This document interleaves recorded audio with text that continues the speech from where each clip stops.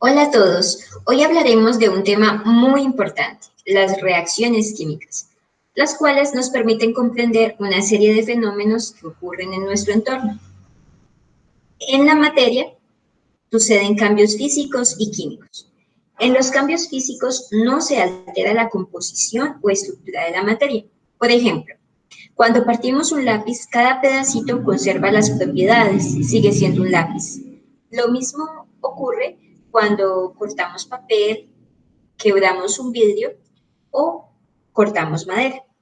Los cambios de estado también son ejemplos de cambios físicos.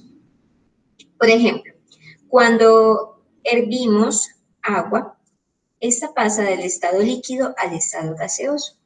Solo se ha modificado su estado de agregación. Sigue siendo agua. De igual manera, si sacamos un cubo de hielo del congelador y lo dejamos un tiempo a temperatura ambiente, empieza a derretirse, es decir, el agua pasa de estar sólida a estar líquida. Si llevamos el agua en estado líquido al congelador, esta se volverá sólida, lo cual nos indica que un cambio físico puede ser reversible. ¿Qué ocurre en los cambios químicos? En los cambios químicos sí hay transformación en la estructura de la materia. Por ejemplo, si quemamos madera, esta se transforma en sustancias nuevas. Hay presencia de cenizas y gases muy calientes. Es imposible que la madera vuelva a su estado natural. Es decir, que un cambio químico es irreversible. Otro ejemplo son los procesos de cocción. Aquí nos debe quedar muy claro que en todo cambio físico no ocurre transformación de la materia y pueden ser reversibles. Y en los cambios químicos sí hay transformación en la estructura de la materia y son irreversibles. Toda reacción química representa las transformaciones que ocurren en la materia mediante una ecuación química. En ella encontramos las sustancias que se combinan reactivos para dar lugar a las nuevas sustancias que conocemos como productos. También podemos observar el estado en el cual ellas se encuentran, que son estas letras que encontramos como subíndices en paréntesis, S para el estado sólido y L para el estado líquido. También podemos encontrar G para el estado gaseoso o V para el estado de vapor o AC para el estado acuoso.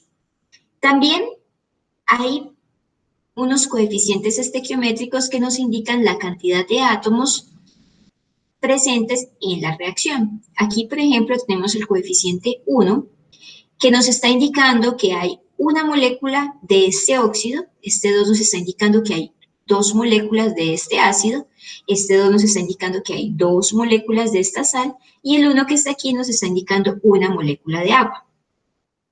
Si hacemos el conteo de átomos, tenemos que hay 2 átomos de sodio en este lado y hay 2 átomos de sodio en el lado derecho, después de la flecha. Con el oxígeno tenemos acá en el reactivos un átomo de oxígeno y en productos tenemos un átomo de oxígeno. Con los hidrógenos tenemos 2 átomos de hidrógenos en reactivos y 2 átomos de hidrógeno en productos. Con los cloros en reactivos tenemos 2 y en productos tenemos 2. Esto nos indica que al lado y lado de la ecuación hay la misma cantidad de átomos. Es decir, que los átomos se reorganizan para dar sustancias nuevas, pero no se crean ni se destruyen. También observamos símbolos como esta flecha hacia arriba o esta flecha hacia abajo. Hacia arriba nos indica que la sustancia se está evaporando y hacia abajo que se está precipitando.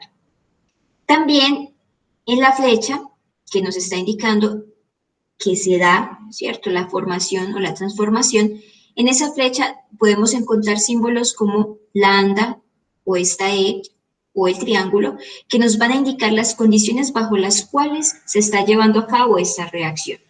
Así, si la reacción necesita calor, vamos a encontrar el triángulo.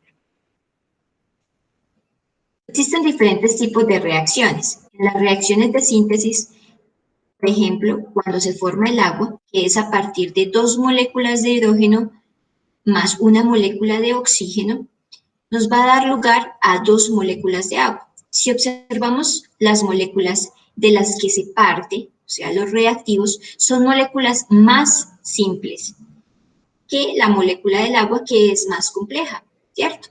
Porque ya pasamos de estar moléculas formadas simplemente por átomos de la misma especie, a ya un compuesto que tiene átomos distintos.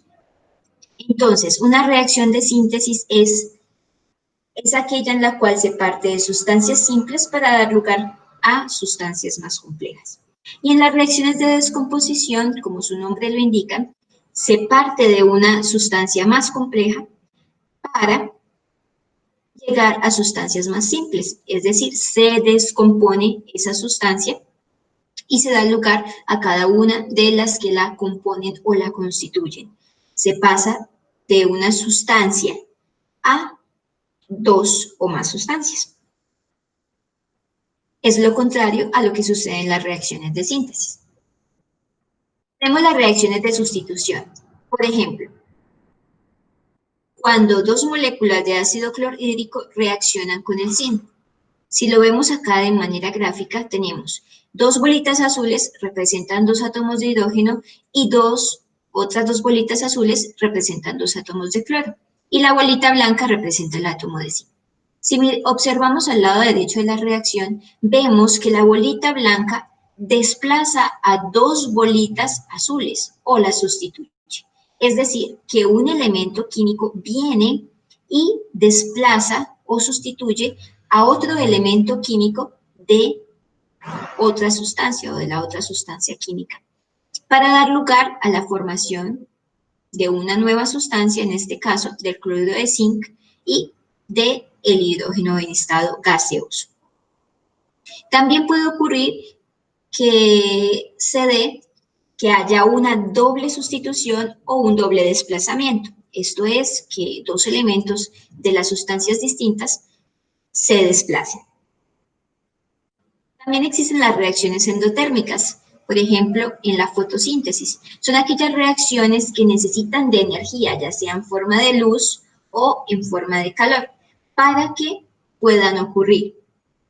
Un ejemplo típico también puede ser todos los procesos de cocción, que necesitan de calor, de temperatura, para poderse llevar a cabo. Y en las reacciones exotérmicas sucede todo lo contrario. Son aquellas reacciones que liberan calor o liberan energía, perdón, en forma de luz, de calor o demás. Un ejemplo de este tipo de reacciones exotérmicas son las combustiones o la quema de madera, de gasolina, de gas. Muchas gracias.